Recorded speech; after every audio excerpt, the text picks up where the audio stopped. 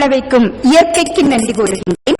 தொல்காப்பிய பூங்கா தந்து இன்று தொன்மை தமிழை தரணிக்கு எடுத்துரைக்கும் ஏற்றுமிகு தலைவர் கலைஞர் உள்ளிட்ட அனைவருக்கும் நன்றி மலர்களை காணிக்கையாக்குகின்றேன். எழுத்தறிவித்து எழுந்து நிற்க வழிவகுத்த இறையாம் ஆசிரியர் பெருந்தகைகளுக்கும் அவையத்து முந்தி இருக்க செய்த பெற்றோர்க்கும் பேணி வளர்த்தோர்க்கும் உற்றோர்க்கும் மற்றோர்க்கும் இவ்வவையில் இருக்கும் தலைவர் உள்ளிட்ட அனைவருக்கும் அன்பான வணக்கங்களை தெரிவித்துக் கொள்கிறேன். எனது ஆய்வரங்க தலைப்பு பண்ணத்தி என்பதாகும்.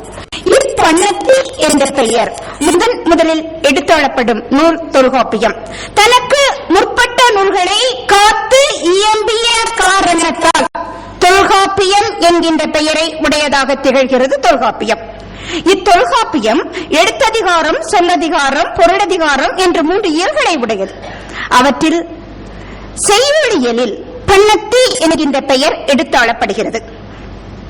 தொல்காப்பிய செய்யுளியல் பொருளதிகாரத்திலே இடம்பெறுகின்றது. எனினும் இந்த செய்யுளியல் தொல்காப்பியம் முழுமைக்கும் உரிய இயலாக காணப்படுகிறது.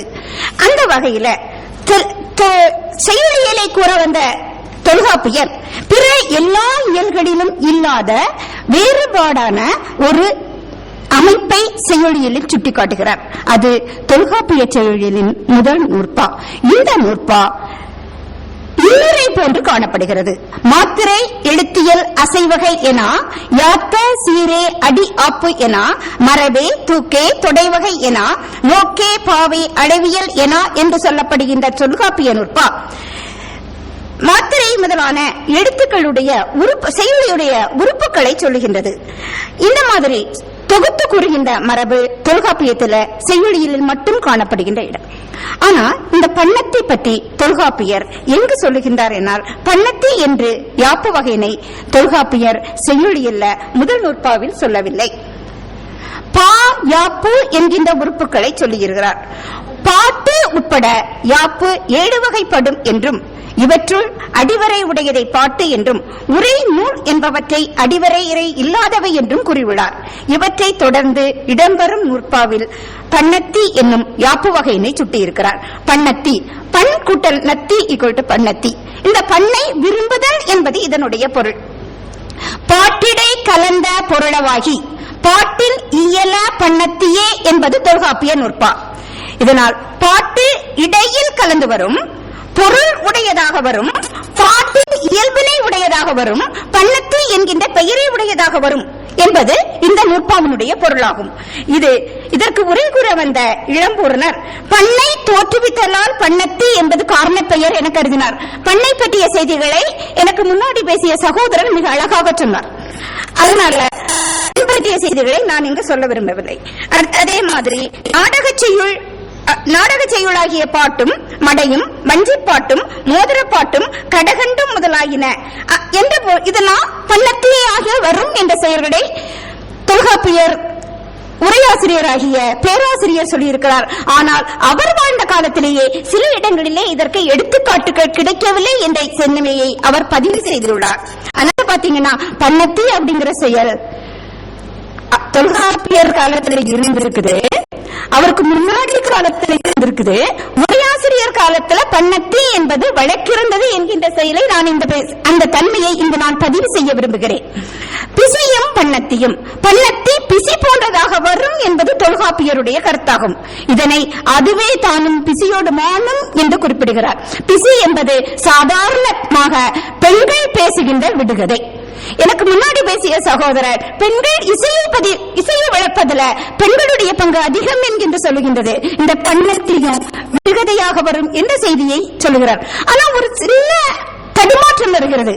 என்ன அப்படின்னா, இதற்கு உரையாக வரும்போது, உரை பார்க்கும்போது என்ன சொல்றாங்கன்னா, இளம்பூர்ணர் கொன்றை வேய்ந்த செல்வன் அடியினை என்றும் ஏத்தி தொழுவோமாமே என்பது பிசிக்கு எடுத்துக்காட்டாக சொல்லப்படுகிறது.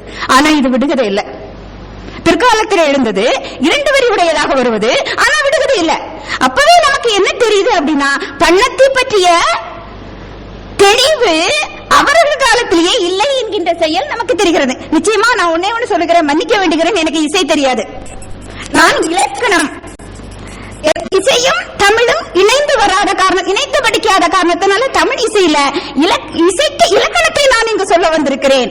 ஆனால் மிகுந்த வருத்தத்திற்குரிய ஒன்று, எனக்கு இசை தெரியாமலேயே. இப்போ கொன்றை வேந்த செல்வன் அடியினை என்று சொல்லுகின்ற பொழுது அவங்களுடைய இலக்கணத்துக்கும் எடுத்துக்காட்டிய இலக்கணத்துக்கும் இலக்கியத்துக்கும் ஒரு முரண்களை இங்கு நான் பார்க்கிறேன். இந்த முரண்களை பார்க்கின்ற பொழுது நாம் மேலும் சிந்திக்க வேண்டும் என்கின்ற ஆவல் காரணமாக, உண்மையிலே ஆசை பற்றி அறையிட்டேன் என்று சொல்கின்ற வகையிலே ஆசை பற்றி இந்த கட்டுரையை நான் உங்கள் முன் சமர்ப்பிக்கிறேன். பள்ளத்தையும் பாயினமும் பிற்கால பாவினங்களுக்கு தோற்றுவாயாக பள்ளத்தி என்கின்ற ஒன்று அமைந்திருக்க வேண்டும் என்பது உரையாசருடைய உரையினாலே நமக்கு தெரிகிறது.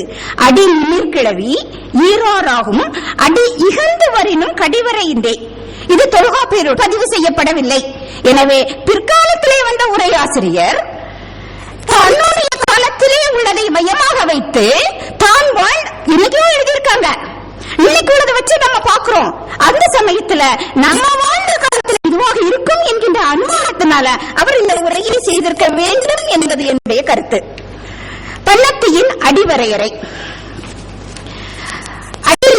கிழவி ஈராறு ஆகும் அடி இகழ்ந்து வரினும் கடிவரை இன்றி என்பது தொல்காப்பியம்.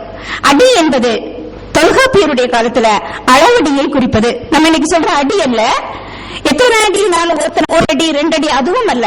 அடின்னு சொன்னாலே 4 அடிகளை உடையதுதான் அடி. சொல்லிருக்காருன்னா அடி நிமிர்ந்து வரும், அடி இகழ்ந்து வரும். இதற்கு உரையாசிரியர்கள் என்ன சொல்றாங்கன்னா, நாற்சீரடியின் மிகுந்து வரும், எல்லா அடிகளிலும் வரும் என்று பொருள் சொல்லுகிறார்கள்.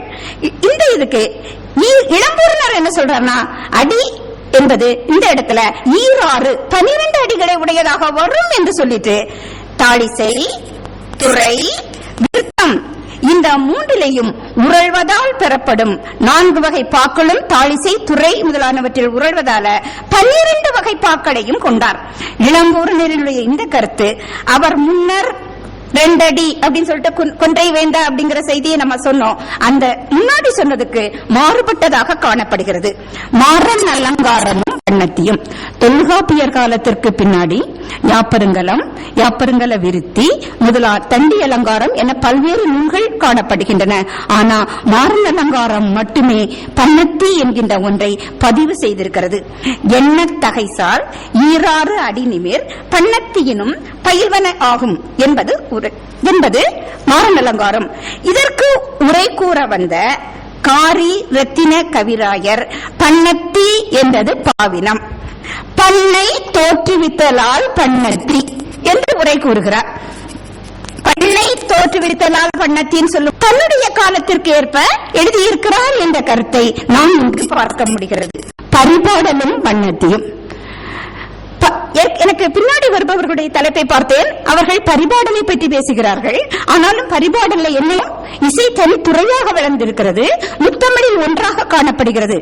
நம்ம சாதாரணமா பாத்தீங்கன்னா கலிப்பா, பரிபாடல் ஆகிய 2ம் ஒரே காலத்திலே மிகப்பெரிய செல்வாக்குடையதாக காணப்பட்டது. சங்க காலத்திலே, தொல்காப்பியர் காலத்திலே, பிற காலத்திலே.